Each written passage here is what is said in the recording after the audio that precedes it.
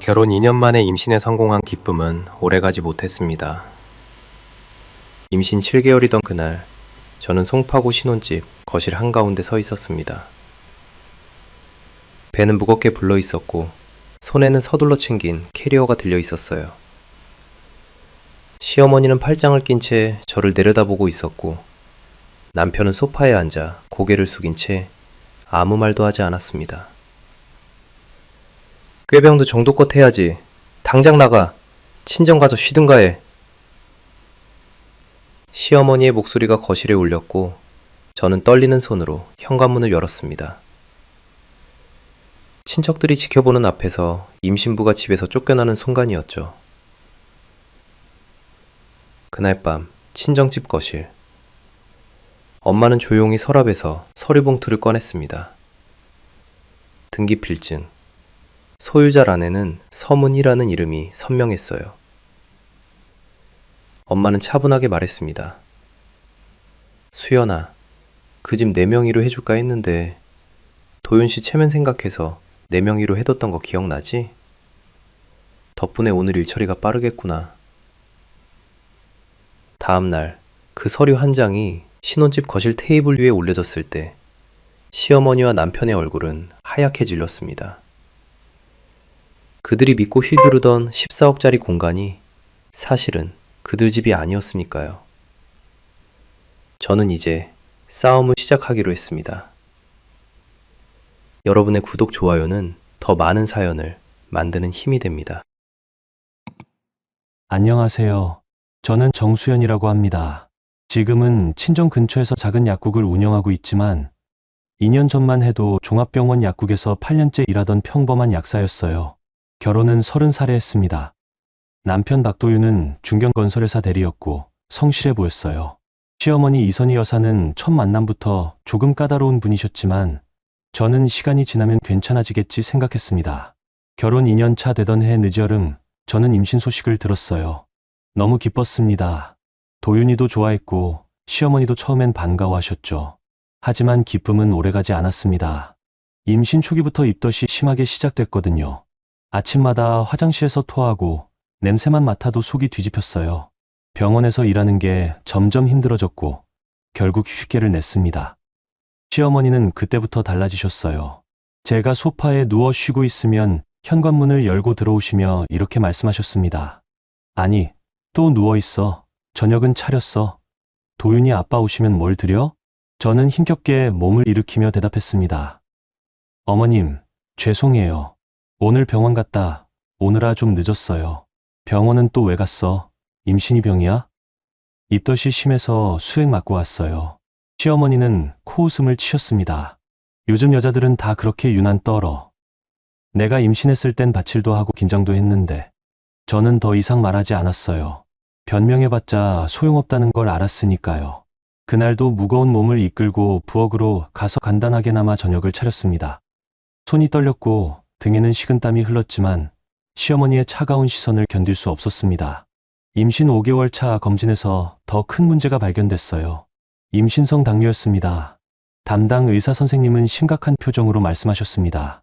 정수연 씨, 혈당 관리 철저히 하셔야 해요. 그리고 절대 무리하지 마세요. 스트레스도 최대한 피하시고요. 지금 상태로는 조산 위험도 있습니다. 저는 진단서를 받아들고 집으로 돌아왔어요. 시어머니께 보여드리며 조심스럽게 말씀드렸습니다. 어머님, 의사 선생님이 무리하지 말라고 하셨어요.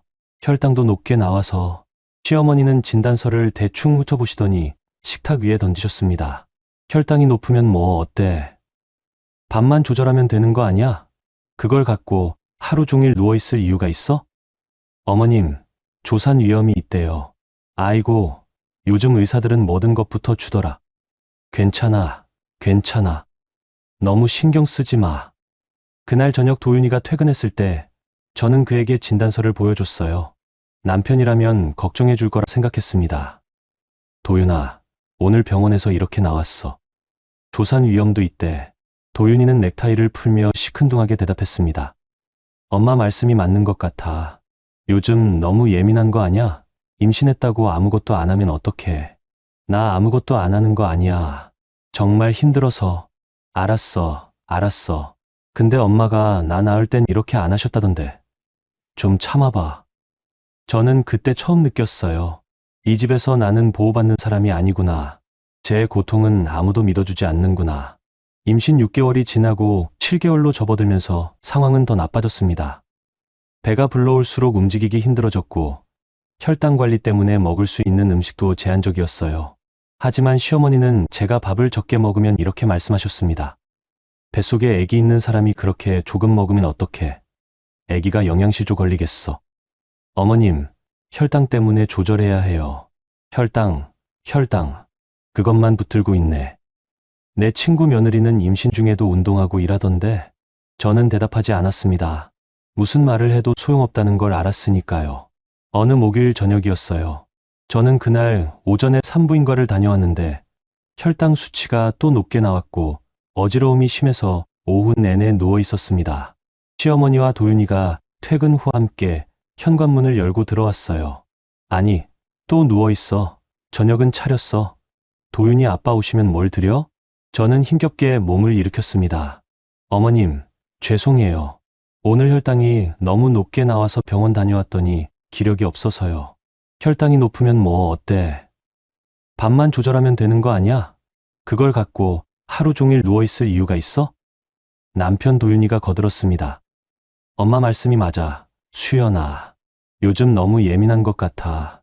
임신했다고 해서 아무것도 안 하면 어떡해. 저는 눈물이 핑 돌았지만 꾹 참았습니다. 지난 7개월간 이런 일이 한두 번이 아니었으니까요. 저는 무거운 몸을 이끌고 부엌으로 가서 간단하게나마 저녁을 차렸습니다. 그날 밤 혼자 방에 누워 천장을 바라봤어요. 배 속에서 아기가 발로 차는 게 느껴졌습니다. 저는 배를 쓰다듬으며 속으로 다짐했어요. 조금만 참자. 아기만 무사히 낳으면 돼. 그때까지만 버티자. 하지만 제가 몰랐던 건 참는 것만으로는 아무것도 해결되지 않는다는 사실이었습니다. 그리고 머지않아 더 큰 시련이 기다리고 있다는 것도요. 산부인과에서 돌아온 어느 날 밤, 저는 침대의 옆 서랍에서 초음파 사진을 꺼내봤어요. 작은 손, 작은 발이 선명하게 보였습니다. 심장 소리를 들었을 때의 그 떨림이 생생했어요. 저는 사진을 가슴에 안고 조용히 울었습니다. 괜찮아. 엄마가 지켜줄게. 무슨 일이 있어도. 하지만 그때 저는 몰랐어요. 진짜 싸움은 이제 시작이라는 걸. 그리고 제가 지켜야 할 건 아기만이 아니라 저 자신이기도 하다는 걸. 그 주 주말 시댁 친척 모임이 우리 집에서 열렸습니다. 시어머니는 금요일 저녁부터 준비를 시작하셨어요. 저는 배가 자꾸 뭉치고 허리가 끊어질 듯 아팠지만 최대한 도우려고 했습니다. 수연아, 내일 고모님들 오시는데 잡채랑 전이랑 준비 좀 해. 네가 약사 출신이니까 손재주는 있겠지. 저는 조심스럽게 대답했어요. 어머님, 오늘 아침에 병원에서 절대 무리하지 말라고 했어요. 배도 자꾸 뭉치고. 그만 좀 해. 보기만 해도 짜증나니까 내 방에라도 들어가 있든가. 저는 할 말을 잃었습니다. 결국 방으로 들어가 침대에 누웠어요. 배가 단단하게 뭉치고 허리가 끊어질 듯 아팠습니다. 토요일 오후 1시 친척들이 하나둘 도착하기 시작했어요. 시어머니의 고모님들, 사촌 언니들, 총 12명 정도 됐습니다. 저는 방에서 나가 인사를 드렸어요. 안녕하세요. 몸이 좀 안 좋아서 제대로 준비를 못했네요. 한 고모님이 제 배를 보며 말씀하셨습니다. 아이고, 많이 불렀네. 몇 개월이야? 7개월이요. 그래? 그럼 이제 막바지네. 힘내. 저는 고개를 숙여 인사하고 다시 방으로 들어가려 했습니다. 그런데 시어머니가 부르셨어요. 수연아, 어디가? 거실에서 좀 도와줘야지. 어머님, 정말 몸이 안 좋아요. 몸이 안 좋으면 앉아서라도 해. 손님들 왔는데 며느리가 방에만 있으면 어떡해. 저는 거실 소파에 앉아서 과일을 깎기 시작했어요. 손이 떨렸고 시야가 흐릿했지만 참았습니다. 친척들은 거실에서 웃고 떠들었고 시어머니는 큰 소리로 말씀하셨습니다. 요즘 며느리들은 말이야, 임신했다고 공주령 걸린 줄 알아. 집안일 하나도 안 하고 하루 종일 방에 처박혀 있어. 내가 임신했을 땐 한 친척이 맞장구 쳤습니다. 그러니까요. 요즘은 너무 나약해요. 저는 과일 칼을 쥔 손이 떨렸어요. 눈물이 날 것 같았지만 꾹 참았습니다. 그때 배가 또 뭉치기 시작했어요. 너무 아파서 저는 과일 접시를 내려놓고 일어났습니다. 어머님, 죄송한데 정말 배가 아파서 좀 쉬어야 할 것 같아요. 시어머니는 친척들 앞에서 화를 내셨습니다. 아니, 지금 손님들 앞인데 뭐 하는 거야? 좀 참아. 어머님, 정말 힘들어요. 힘들면 병원 가든가. 왜 여기서 난리야? 저는 방으로 들어가 침대에 누웠어요. 배가 단단하게 뭉치고 식은땀이 흘렀습니다. 거실에서는 친척들의 웃음소리가 들렸고 시어머니의 목소리가 계속 들렸어요. 진짜 답답해 죽겠네. 요즘 애들은 30분쯤 지났을까요? 방문이 벌컥 열리며 시어머니가 들어왔습니다. 표정이 일그러져 있었어요. 야, 정수현. 지금 손님들 왔는데 며느리가 방에 틀어박혀 있으면 어떡해? 나가서 인사라도 해. 저는 떨리는 목소리로 대답했습니다. 어머님, 정말 몸이 안 좋아요. 조금만 쉬게 해주세요. 아니, 꾀병도 유분수지. 당장 나가. 보기만 해도 짜증나니까 아예 친정 가서 쉬든가 해. 그 순간 거실에 있던 남편 도윤이가 방으로 들어왔습니다. 저는 남편이 저를 감싸줄 거라 믿었어요. 제 눈을 바라보며 말해줄 거라고 생각했습니다. 괜찮아. 내가 있잖아 라고. 하지만 도윤이는 차갑게 말했습니다. 수연아, 엄마 말씀도 맞아. 너 요즘 너무 예민한 것 같아. 임신이 병은 아니잖아. 네가 좀 참고 이해해줘. 오늘은 그냥 친정 가서 좀 쉬고 와. 엄마도 화 푸실 시간이 필요하시니까. 제 머릿속이 하얘졌습니다. 내가 쫓겨나는 거야? 내 아기를 베고 있는데. 이 집에서. 저는 일어나서 옷장을 열고 캐리어를 꺼냈어요. 손이 떨려서 옷을 제대로 접지도 못했습니다. 산모 수첩, 약 봉지, 속옷, 겉옷. 정신없이 집어넣었어요. 시어머니는 방문 앞에 서서 말씀하셨습니다. 그래, 친정 가서 마음 좀 진정하고 와. 너 요즘 상태가 영 아니야.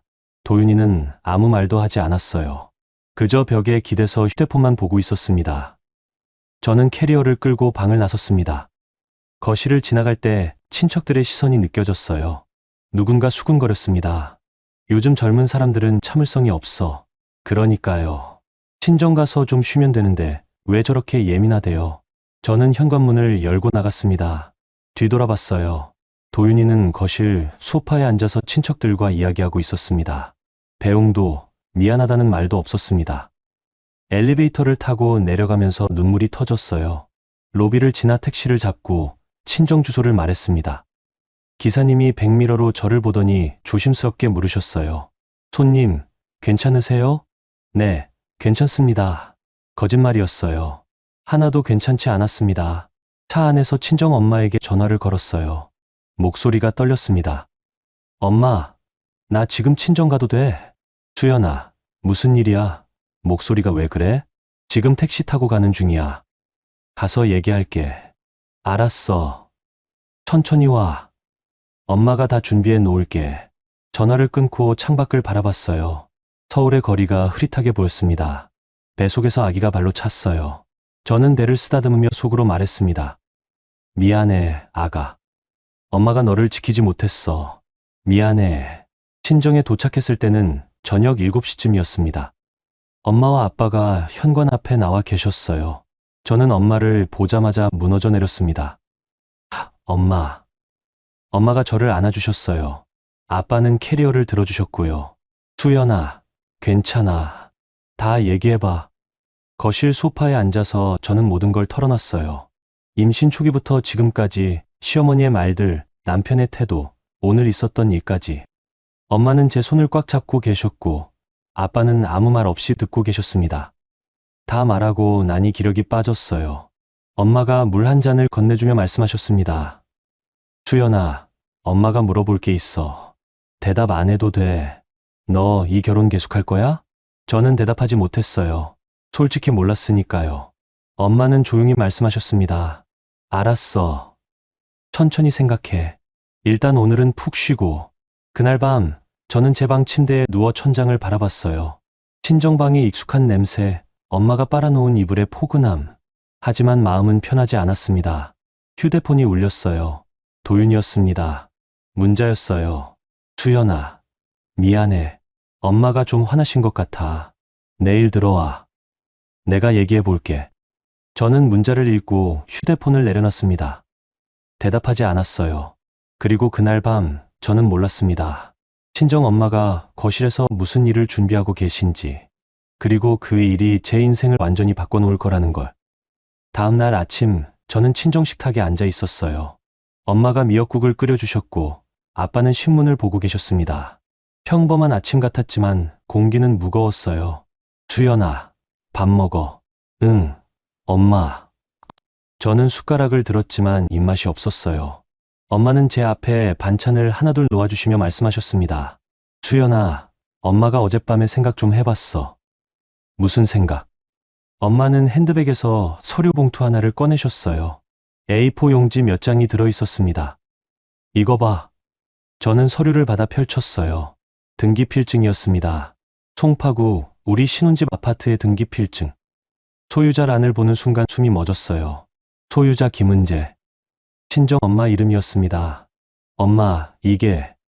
엄마는 차분하게 말씀하셨어요. 수연아, 너 결혼할 때 기억나? 내 명의로 해줄까 했는데. 네가 도윤이 체면 생각해서 공동 명의로 하자고 했잖아. 근데 엄마가 그때 생각했어. 만약 나중에 무슨 일 생기면 어떡하나. 그래서 명의를 내 앞으로 해뒀어. 도윤이네도 동의했고, 저는 서류를 다시 봤어요. 날짜를 확인했습니다. 결혼 직후였어요. 그때는 신혼의 설렘에 등기필증까지 꼼꼼히 확인하지 않았습니다. 엄마, 그럼 이 집이, 그래, 내 집도 도윤이 집도 아니야. 내 집이지. 14억짜리. 아빠가 신문을 내려놓고 말씀하셨어요. 수연아, 내 엄마가 어젯밤에 나한테 물어봤어. 여보, 우리 딸이 저런 대우받으면서 살아야 하나? 내가 뭐라고 했는지 알아? 당연히 아니지. 우리 딸 그렇게 키우지 않았어. 그래서 결정했어. 무슨 결정? 엄마가 식탁 위에 또 다른 서류를 올려놓으셨어요. 부동산 매물 확인서였습니다. 이 집 매물로 나갔어. 어젯밤 9시에 단골 부동산 사장님한테 전화했어. 월요일 아침부터 본격적으로 내놓을 거야. 저는 숨이 막혔어요. 엄마, 그럼 도윤이는 세입자지. 한 달 안에 이사 가야 해. 엄마, 이렇게까지. 엄마는 제 손을 잡으셨어요. 그 손이 떨리고 있었습니다. 수연아, 엄마가 30년 교사 생활하면서 배운 게 있어. 아이들한테 가르치는 게 뭔지 알아? 네가 소중한 사람이야. 누구도 너를 함부로 대하면 안 돼. 근데 엄마 딸이 임신 7개월에 쫓겨났어. 그것도 친척들 앞에서. 이게 말이 돼? 저는 눈물이 났어요. 엄마, 미안해. 내가 잘못해서. 너 잘못한 거 하나도 없어. 네가 아픈 게 죄야? 임신한 게 죄야? 아빠가 덧붙이셨어요. 수연아, 아빠도 똑같이 생각해. 임신부를 내쫓은 집에서 우리 딸이 아기를 낳을 순 없어. 그건 아빠가 허락 못해. 저는 서류를 다시 봤어요. 엄마의 결정이 얼마나 단호한지 느껴졌습니다. 엄마, 도윤이한테는 얘기했어? 아직. 오늘 직접 가서 통보할 거야. 너도 같이 갈래? 저는 고개를 끄덕였어요. 가야 했습니다. 제 눈으로 직접 봐야 했어요. 일요일 오전 10시, 우리는 송파 아파트로 향했습니다. 엄마, 아빠, 그리고 저. 차 안은 조용했어요. 아빠가 운전하셨고, 엄마는 서류 봉투를 무릎 위에 올려놓고 계셨습니다. 아파트에 도착했어요. 엘리베이터를 타고 올라가면서 심장이 빠르게 뛰었습니다. 현관 비밀번호를 누르고 문을 열었어요. 거실에서는 시어머니와 도윤이가 소파에 앉아 TV를 보고 있었습니다. 우리가 들어가자 깜짝 놀라며 일어났어요. 어머, 장모님, 사돈어른, 갑자기 왜? 시어머니의 목소리가 당황스러워 보였어요. 도윤이도 어리둥절한 표정이었습니다. 엄마는 인사도 없이 거실 테이블로 걸어가셨어요. 그리고 등기필증과 매물 확인서를 탁 내려놓으셨습니다. 이 집은 제 명의입니다. 그리고 어제 저녁에 매물로 나갔고요. 한 달 뒤에 잔금 처리 예정이니 그 전에 이사 준비하시면 됩니다. 엄마의 목소리는 차분했지만 거실 공기가 얼어붙었습니다. 시어머니는 서류를 집어들고 눈을 크게 떴어요. 이게 무슨... 사돈댁, 농담이시죠? 아빠가 처음으로 입을 여셨습니다. 농담으로 등기필증을 들고 오진 않습니다. 임신부를 내쫓은 집에서 우리 딸이 아기를 낳을 순 없습니다. 도윤이가 앞으로 나왔어요. 얼굴이 새하얗게 질려 있었습니다. 장인어른, 잘못했습니다. 제가 미처 생각을 못했습니다. 아빠는 도윤이를 똑바로 바라보셨어요. 박서방, 당신은 어제 아내가 캐리어 들고 나갈 때 배웅도 안 했다며? 그게 남편이 할 짓입니까? 도윤이는 대답하지 못했습니다. 시어머니가 급하게 변명했어요. 사돈댁, 제가 실수했어요. 수연이가 워낙 예민해 보여서 그만. 제가 사과할게요. 엄마는 고개를 저으셨어요. 예민한 게 아니라 아팠던 겁니다. 임신성 당뇨에 조산 위험까지 있는 상태를 모르셨어요? 아니면 알고도 무시하신 겁니까? 시어머니는 할 말을 잃었어요. 엄마가 계속 말씀하셨습니다. 부동산 중개인한테 연락 갔습니다. 월요일부터 집 보러 오실 겁니다. 협조 부탁드립니다. 사돈댁, 이러시면 안 됩니다. 우리가 어디 가서 살아요. 그건 제가 알 바 아닙니다. 저는 조용히 제 방으로 들어갔어요. 남은 짐을 챙기기 시작했습니다. 결혼 반지, 약사 면허증, 산모 수첩, 초음파 사진들. 하나하나 가방에 넣었어요. 도윤이가 방문 앞에 섰습니다. 수연아, 제발. 한 번만 용서해줘. 내가 잘못했어. 엄마한테도 내가 얘기할게. 돌아와줘. 저는 짐을 싸는 손을 멈추지 않았어요. 도윤아, 나 어제 너한테 기대했어. 네가 날 지켜줄 거라고 믿었어. 근데 너는 뭐라고 했어? 엄마 화 푸실 시간이 필요하다고 했잖아. 나한테 친정 가라고 했잖아. 그건 그때 내가 생각이 짧았어. 미안해. 미안하다고 다 되는 거 아니야. 나 지난 7개월 동안 얼마나 힘들었는지 알아?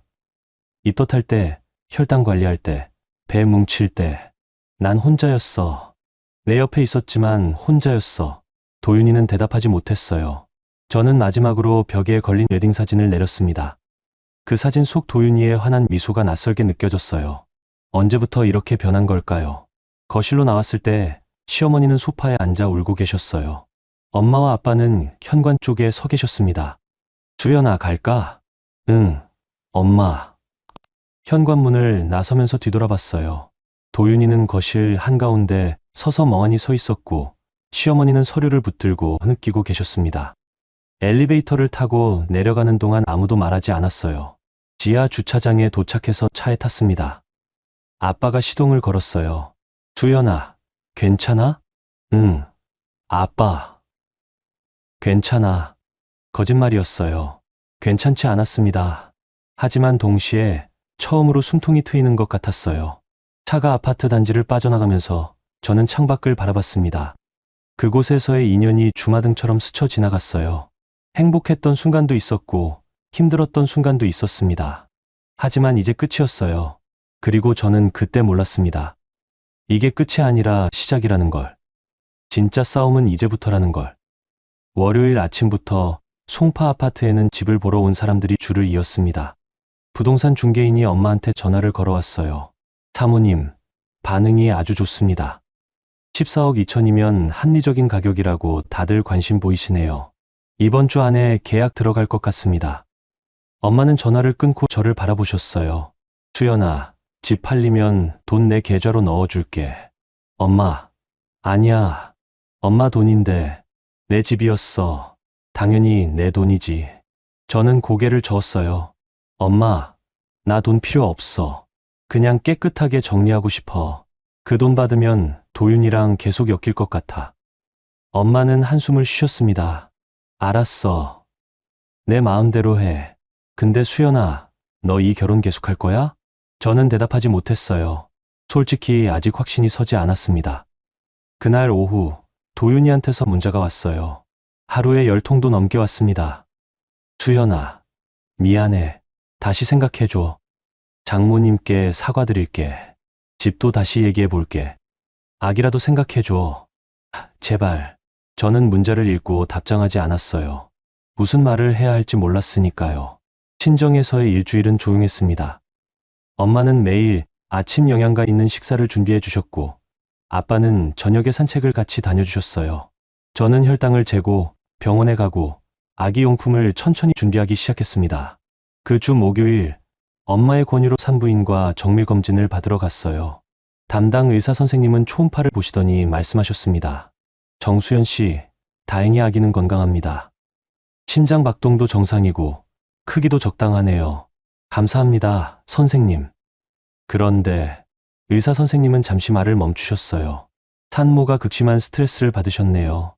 혈압도 높고 몸 상태가 좋지 않아요. 이 상태가 지속됐으면 조산할 뻔했어요. 앞으로 2개월 절대 무리하지 마세요. 그리고 스트레스 받는 환경은 피하세요. 엄마가 옆에서 물으셨어요. 선생님, 그럼 지금은 괜찮은 건가요? 지금은 안정을 찾아가고 있습니다. 계속 이렇게 관리하시면 문제 없을 겁니다. 진료실을 나오면서 엄마가 제 손을 꽉 잡으셨어요. 수연아, 들었지? 네가 얼마나 위험했는지. 그런데도 그 사람들은 널 꾀병 부린다고 했어. 저는 아무 말도 하지 못했어요. 목이 메었습니다. 그날 저녁 도윤이한테서 전화가 왔어요. 저는 받지 않았습니다. 그러자 문자가 왔어요. 수연아, 오늘 집 보러 온 사람들 때문에 엄마가 너무 힘들어하셔. 제발 한 번만 통화하자. 저는 휴대폰을 내려놓았어요. 더 이상 그의 말을 듣고 싶지 않았습니다. 다음 주 월요일 집이 팔렸다는 연락이 왔어요. 14억 2천만 원의 현금 거래였습니다.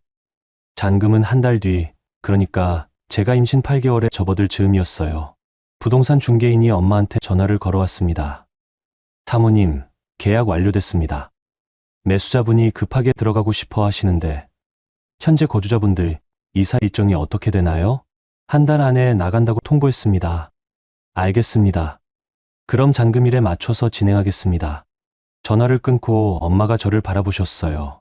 수연아, 집 팔렸대. 한 달 뒤면 다 정리돼. 저는 고개를 끄덕였어요. 기분이 이상했습니다. 후련하면서도 슬펐어요. 그날 오후 시어머니한테서 전화가 왔습니다. 저는 받지 않았어요. 그러자 도윤이한테서 문자가 왔습니다. 수연아, 엄마가 지금 울고 계셔. 제발 한 번만 통화 좀 하자. 이사 갈 곳도 없어. 어떡하면 좋겠니? 저는 문자를 읽고 휴대폰을 내려놓았어요. 엄마가 옆에서 말씀하셨습니다. 수연아, 미안해하지 마. 네가 미안해할 일 아니야. 엄마 근데 도윤이가 갈 곳이 없대. 그건 그 사람들이 알아서 할 일이야. 너 걱정할 거 아니야. 그날 밤 저는 침대에 누워 천장을 바라봤어요. 배 속에서 아기가 발로 찼습니다. 저는 배를 쓰다듬으며 생각했어요. 내가 잘하고 있는 걸까? 이게 맞는 걸까? 하지만 동시에 처음으로 안정감을 느꼈어요. 친정에서 지낸 2주 동안 혈당도 안정됐고 입덧도 줄어들었습니다. 몸이 편해지니 마음도 조금씩 회복되는 것 같았어요. 다음날 도윤이가 친정집 앞에 나타났습니다. 초인종을 누르며 말했어요. 장인어른, 장모님, 제발 문 좀 열어주세요. 수연이 좀 봐야 해요. 아빠가 인터폰으로 대답하셨어요. 박서방, 돌아가시오. 수연이는 지금 쉬고 있소. 장인어른, 제발요. 한 번만 얘기하게 해주세요. 박서방, 당신은 임신한 아내를 쫓아냈소. 그게 남편이 할 짓이오? 돌아가시오. 도윤이는 1시간 넘게 집 앞에서 서성였어요. 저는 창문 너머로 그를 봤습니다. 그는 고개를 숙인 채 서 있었어요. 엄마가 옆에 와서 말씀하셨습니다. 수연아, 마음 약해지지 마. 저 사람 저렇게 하다가 금방 포기할 거야. 엄마 근데 수연아, 엄마가 30년 교사 생활하면서 배운 게 있어. 진짜 미안한 사람은 행동으로 보여. 저렇게 문 앞에서 서성이는 건 미안해서가 아니라 체면 때문이야. 엄마 말이 맞았어요. 도윤이는 1시간 후 돌아갔고 그 뒤로 며칠간 연락이 없었습니다. 일주일 후 시어머니가 직접 친정집 앞에 나타났어요. 초인종을 누르며 울먹이는 목소리로 말했습니다. 장모님, 사돈댁, 제발 문 좀 열어주세요. 손주라도 보게 해주세요. 엄마가 인터폰으로 대답하셨어요. 임신부를 내쫓은 사람이 무슨 손주를 봐요. 돌아가세요. 사돈댁, 제가 잘못했어요. 사과할게요. 제발, 사과는 필요 없습니다. 경찰 부르기 전에 돌아가세요. 시어머니도 1시간쯤 서성이다 돌아갔어요. 그날 밤 저는 엄마한테 물었습니다. 엄마, 내가 너무 냉정한 걸까? 엄마는 제 손을 잡으셨어요. 수연아, 너 냉정한 거 아니야. 너 지금 살아남는 거야. 네가 무너지면 뱃속 아기도 위험해. 엄마는 네가 강해지는 게 자랑스러워. 저는 눈물이 났어요. 하지만 이번엔 슬픔의 눈물이 아니었습니다. 처음으로 제가 소중하다는 걸 느꼈어요. 한 달이 지나고 잔금일이 다가왔습니다. 도윤이네는 경기도 외곽의 전세집으로 이사를 갔어요. 부동산 중개인이 엄마한테 전화를 걸어왔습니다. 사모님, 오늘 이사 다 나갔습니다. 집 상태 확인하시겠어요? 아니요, 괜찮습니다. 매수자분께 잘 인계해 주세요. 알겠습니다. 그날 저녁 저는 친정거실에 앉아 창밖을 바라봤어요. 2년간 살았던 집이 이제 완전히 남의 집이 됐습니다. 기분이 묘했어요. 엄마가 옆에 앉으셨어요. 수연아, 후회돼? 아니, 엄마. 안 돼. 이게 맞는 것 같아. 그래. 엄마도 그렇게 생각해. 저는 배를 쓰다듬으며 생각했어요. 이제 제가 지켜야 할 건 이 아기뿐이라고. 그리고 그 아기를 위해서라도 저는 무너지면 안 된다고. 그날 밤 저는 처음으로 깊은 잠에 들었습니다.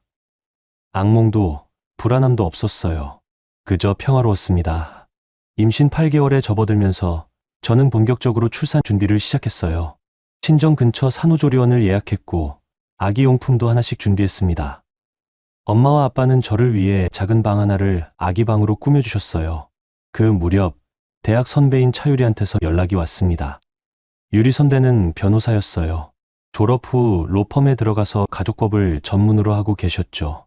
수연아, 나야. 소식 들었어. 괜찮아? 선배님, 어떻게? 네, 엄마가 내 사무실로 연락하셨어.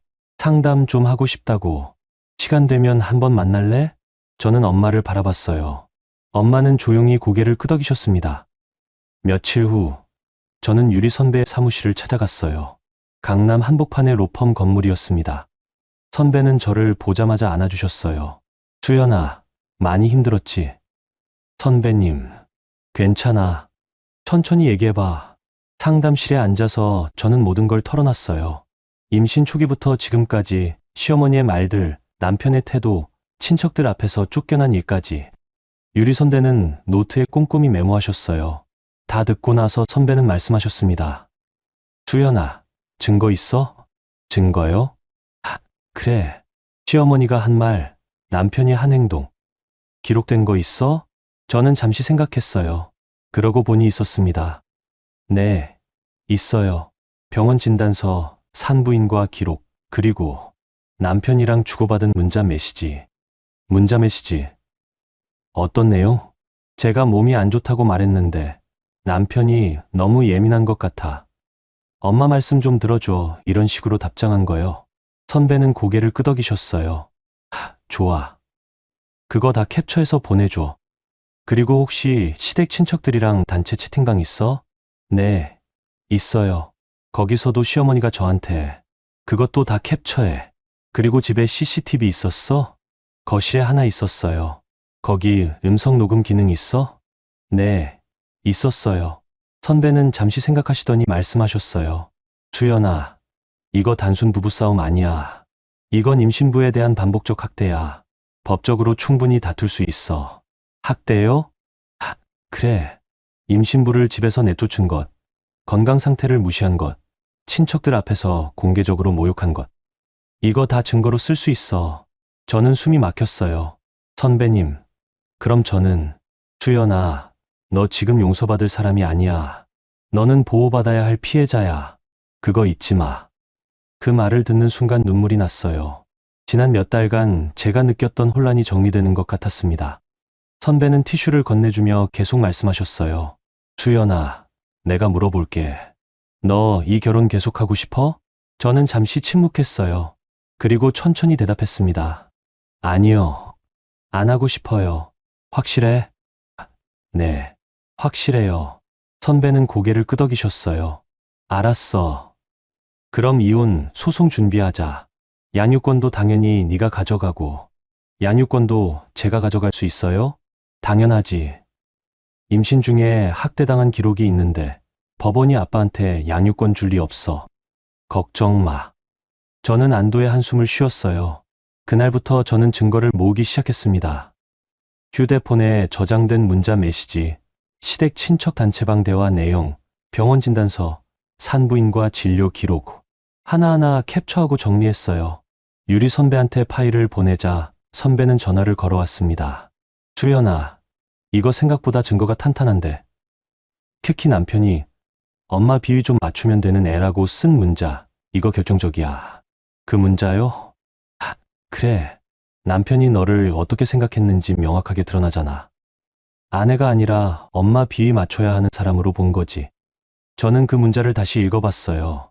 도윤이가 친구한테 보낸 문자였습니다. 형, 요즘 집에서 좀 힘들어. 엄마랑 수연이 사이가 안 좋거든. 근데 수연이가 좀 이해해줬으면 좋겠어.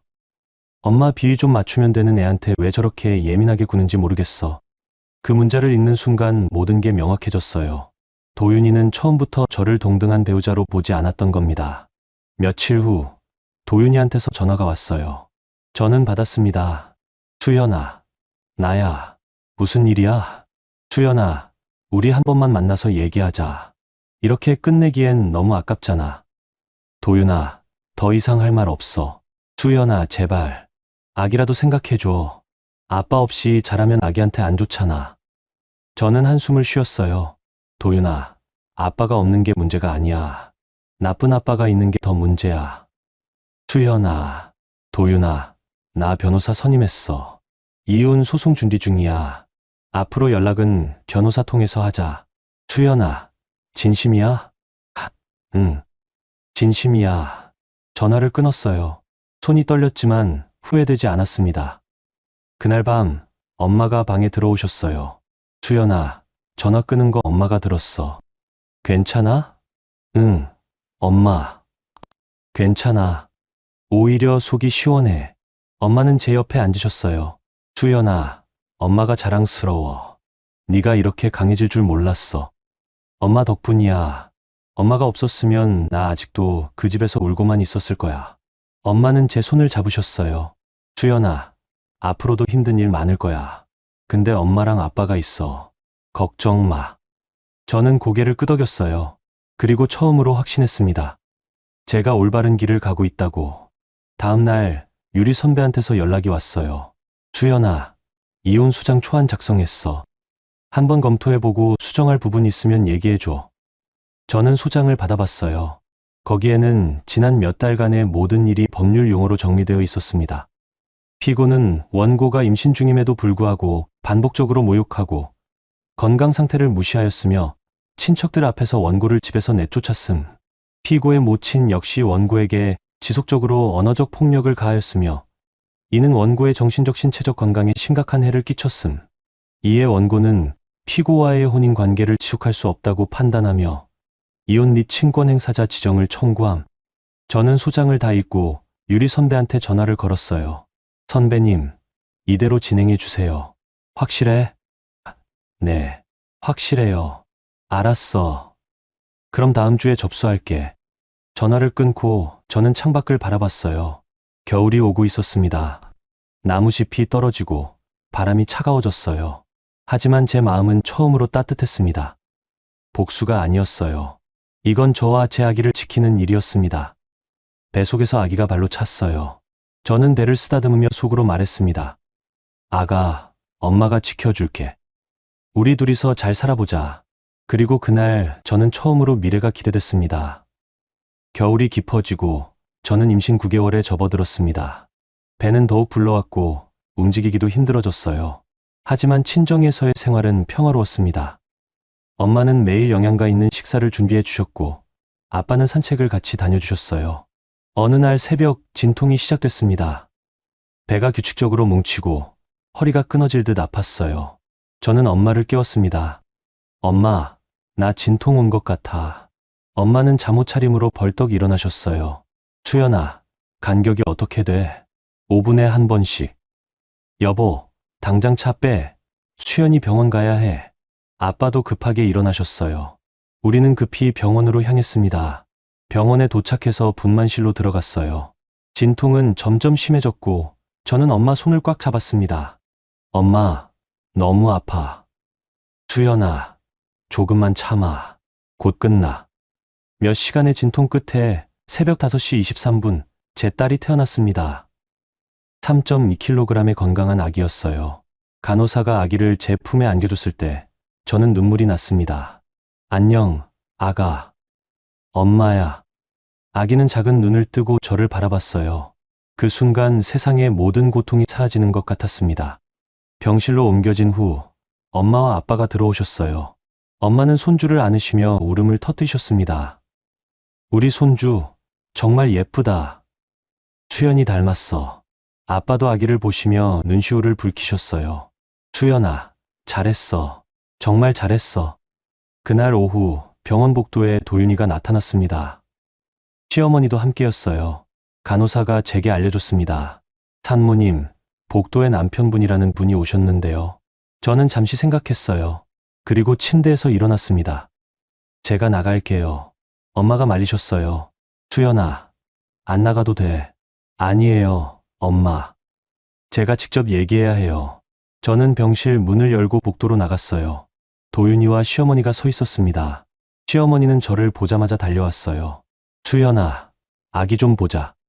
손주 좀. 저는 한 걸음 물러섰어요. 어머님, 죄송하지만 안 됩니다. 수연아, 그래도 우리가 시댁인데. 어머님, 저 임신했을 때 어떻게 하셨는지 기억하세요? 친척들 앞에서 저 쫓아내신 거 기억하세요? 시어머니는 할 말을 잃었어요. 도윤이가 앞으로 나왔습니다. 수연아, 제발. 아기라도 보게 해줘. 나도 아빠야. 저는 도윤이를 똑바로 바라봤어요. 도윤아, 우리 이제 가족 아니야. 법적으로도 곧 남이 될 거고. 수연아, 진심이야? 정말 이혼할 거야? 응. 이미 소장 준비됐어. 곧 접수될 거야. 도윤이는 얼굴이 하얗게 질렸어요. 수연아, 우리 합의 이혼하자. 소송까지 가면 서로 힘들잖아. 합의 이혼? 조건이 뭔데? 양육권은 공동으로 하자. 그리고 재산 분할은? 저는 고개를 저었어요. 도윤아, 양육권은 내가 가져갈 거야. 재산 분할도 필요 없어. 나 아무것도 안 받을 거야. 그냥 깨끗하게 정리하고 싶어. 수연아, 도윤아, 법원에서 보자. 변호사 통해서 연락해.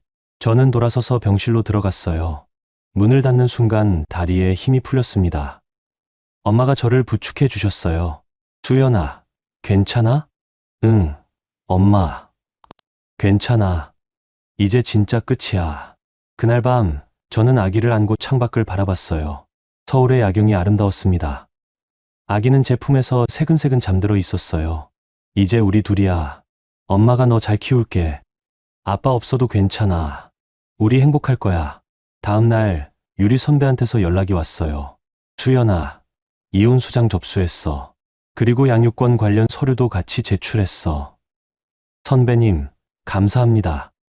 수연아, 남편 측에서 합의 이혼 제안할 것 같은데 어떻게 할래? 조건 들어보고 결정할게요.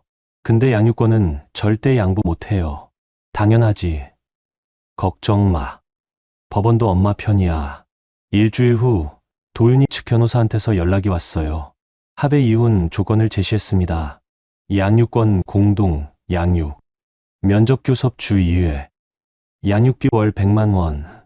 재산 분할 없음. 유리 선배는 그 조건을 보고 코웃음을 쳤어요. 수연아, 이거 말도 안 돼. 공동 양육. 임신 중에 너 학대한 사람이 무슨 공동 양육이야? 저도 그렇게 생각해요. 우리 쪽 조건 제시하자.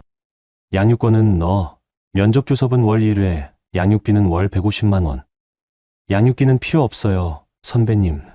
수연아, 양육비는 아이 권리야. 네가 포기할 수 있는 게 아니야. 저는 선배 말이 맞다는 걸 알았어요. 알겠습니다. 선배님 말씀대로 할게요. 협상은 몇 주 동안 이어졌습니다. 도윤이 측은 양육권을 포기하지 않으려 했어요. 하지만 유리 선배는 단호했습니다. 판사님, 피고는 원고가 임신 중일 때 반복적으로 학대했습니다. 이런 사람에게 양육권을 줄 수 없습니다. 결국 법원은 저희 편을 들어줬어요. 양육권은 저에게, 면접 교섭은 월 1회, 양육비는 월 150만 원으로 결정됐습니다. 판결문을 받아든 날, 저는 법원 밖에서 눈물을 흘렸어요. 이번엔 기쁨의 눈물이었습니다. 유리 선배가 제 어깨를 토닥여 주셨어요. 수연아, 축하해. 넌 이겼어. 선배님, 감사합니다. 선배님 없었으면 못 이겼을 거예요. 아니야, 수연아. 네가 이긴 거야. 네가 포기하지 않았기 때문이야. 법원을 나오면서 저는 하늘을 올려다봤어요. 봄이 오고 있었습니다. 따뜻한 햇살이 얼굴을 비췄어요. 그날 저녁 친정집 거실에서 엄마와 아빠가 기다리고 계셨어요. 수연아, 어땠어? 엄마, 이겼어. 양육권 다 받았어. 엄마는 저를 안아주셨어요. 수연아, 정말 자랑스럽다. 저는 엄마 품에서 울었어요. 지난 몇 달간의 모든 고통이 한꺼번에 쏟아져 나오는 것 같았습니다. 하지만 동시에 처음으로 자유를 느꼈어요. 이제 제 인생은 다시 시작이었습니다. 이혼 조정이 진행되는 동안 예상치 못한 일이 벌어졌습니다. 법원에서 도윤이의 과거 행적을 조사하면서 더 많은 진실이 드러난 거예요. 유리 선배가 전화를 걸어왔습니다. 수연아, 너 이거 알아? 뭐요, 선배님? 도윤이가 결혼 기간 내내 내 건강 상태를 알고도 방치했다는 증거가 더 나왔어. 병원 진단서를 받고도 시어머니한테 수연이가 좀 예민한 것 같다고 문자 보낸 거. 네. 그리고 더 심각한 건 시어머니가 친척들 앞에서 너를 내쫓은 날 사실은 집 매매를 염두에 두고 도윤이한테 명예 이전을 재촉했던 정황이 나왔어. 저는 숨이 막혔어요.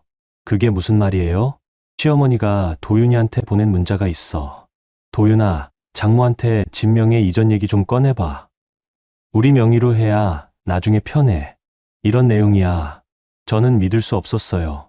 그럼 처음부터 집을 노린 거예요? 그런 것 같아. 14억짜리 아파트를 그냥 둘 리 없잖아. 근데 내 엄마가 명의를 안 넘겨줘서 계속 기회를 엿보고 있었던 거지. 저는 화가 났어요. 아니, 화를 넘어서 허탈했습니다. 선배님, 그럼 시어머니가 저한테 잘해준 적도 다. 수연아, 진정해. 이건 추측일 뿐이야. 확실한 건 법원에서 밝혀질 거야. 며칠 후, 조정기일이 잡혔어요. 저는 유리 선배와 함께 법원에 갔습니다. 도윤이와 그의 변호사, 그리고 시어머니도 함께 왔어요. 조정실에 들어가자 판사님이 말씀하셨습니다. 오늘은 양측의 주장을 듣고 합의점을 찾아보도록 하겠습니다. 도윤이 측 변호사가 먼저 입을 열었어요.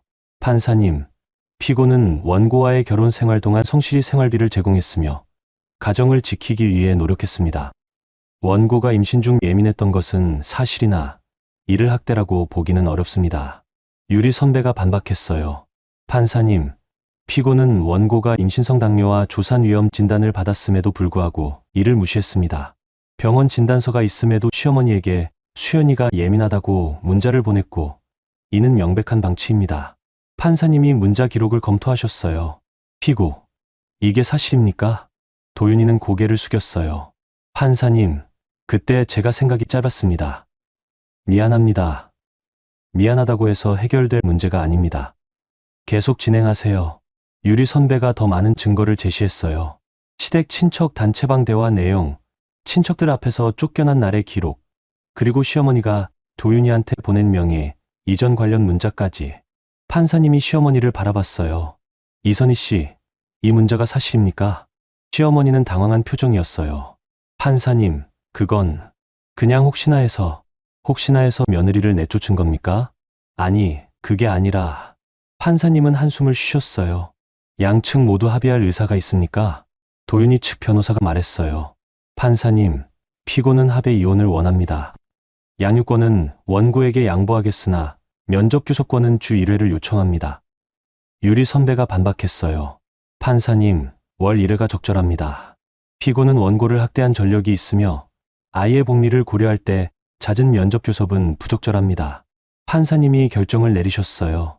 양육권은 원고, 면접교섭은 월 2회, 양육비는 월 150만 원으로 조정하겠습니다. 이해 있습니까? 저는 선배를 바라봤어요. 선배는 고개를 끄덕였습니다. 없습니다, 판사님. 도윤이 측도 받아들였어요. 없습니다. 조정이 끝나고 복도로 나왔을 때 도윤이가 저를 불렀어요. 수연아, 잠깐만. 저는 멈춰섰어요. 뭐, 수연아, 진심으로 미안해. 내가 정말 잘못했어. 도윤아, 미안하다고 다 되는 거 아니야. 나 임신했을 때 너한테 얼마나 의지했는지 알아? 근데 너는 날 버렸어. 수연아, 나도 괴로웠어. 엄마랑 너 사이에서. 도윤아, 그건 핑계야. 너는 선택할 수 있었어. 근데 너는 엄마를 선택했잖아. 도윤이는 대답하지 못했어요. 저는 돌아서서 걸어갔습니다. 유리 선배가 제 옆에서 말씀하셨어요. 수연아, 잘했어. 선배님, 전 이제 어떻게 해야 해요? 살면 돼. 내 아이랑 행복하게. 법원을 나오면서 저는 문득 생각했어요. 도윤이의 눈물 어린 변명, 시어머니의 당황한 표정. 그들은 지금 무엇을 후회하고 있을까요? 하지만 그건 이제 제 문제가 아니었어요. 저는 앞으로 나아가야 했습니다. 며칠 후 유리 선배한테서 연락이 왔어요. 수연아, 재판 확정됐어. 이제 법적으로 남이야. 선배님, 감사합니다. 정말 감사합니다. 수연아, 앞으로 힘든 일 있으면 언제든 연락해. 선배가 도와줄게. 전화를 끊고 저는 아기를 안았어요. 아기는 제 얼굴을 보며 웃고 있었습니다. 아가, 이제 우리 진짜 자유야. 엄마랑 행복하게 살자. 그날 밤 저는 친정거실에 앉아 창밖을 바라봤어요. 도윤이가 어떻게 살고 있을지 궁금하지 않았습니다. 그저 제 앞길만 생각했어요. 엄마가 옆에 앉으셨어요. 수연아, 이제 뭐 할 거야? 엄마, 나 약국 하나 차리고 싶어. 약국. 응. 친정 근처에 작은 약국. 거기서 일하면서 아기 키우고 싶어. 엄마는 미소를 지으셨어요. 좋은 생각이야. 엄마가 도와줄게. 그날부터 저는 새로운 인생을 준비하기 시작했습니다. 약국 개업 준비, 아기 육아, 그리고 저를 찾아가는 시간. 한편 도윤이는 이혼 후 재혼을 시도했다고 들었어요. 하지만 상대 여성 측에서 전처분과 왜 이혼했느냐는 질문에 제대로 대답하지 못해 파경을 맞았대요. 시어머니는 전세집 관리비를 감당하지 못해 더 작은 집으로 이사했고 동네에서 며느리 쫓아낸 집이라는 소문이 돌았다고 해요. 그 소식을 들었을 때 저는 아무 감정도 느끼지 못했어요. 그저 담담했습니다. 유리 선배가 말씀하셨어요. 수연아, 복수는 차갑게 준비되는 거래. 선배님, 전 복수한 게 아니에요. 그냥 저를 지킨 거예요. 그래, 수연아, 넌 잘했어. 그리고 저는 알았어요. 최고의 복수는 상대를 무너뜨리는 게 아니라 내가 행복해지는 거라는 걸. 2025년 봄, 저는 친정 근처에 작은 약국을 열었습니다. 수연약국이라는 간판이 달렸어요. 수평남짓한 작은 공간이었지만 제 꿈이 담긴 곳이었습니다. 개업 첫날, 동네 주민들이 하나둘 찾아오셨어요. 원장님, 혼자 하세요? 네, 혼자요. 아기는 어디 맡기셨어요? 친정 엄마가 봐주세요. 아이고, 대단하시네요. 저는 미소를 지으며 약을 조제했어요. 손님 한 분 한 분에게 정성껏 상담해 드렸습니다.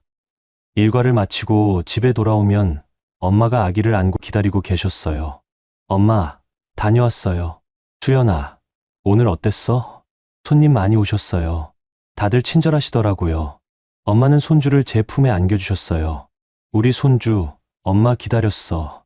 아기는 제 얼굴을 보며 방긋 웃었어요. 그 웃음을 보는 순간 하루의 피로가 다 사라졌습니다. 한 달이 지나고 약국 경영이 안정되기 시작했어요. 단골 손님들도 생겼고 수입도 괜찮았습니다.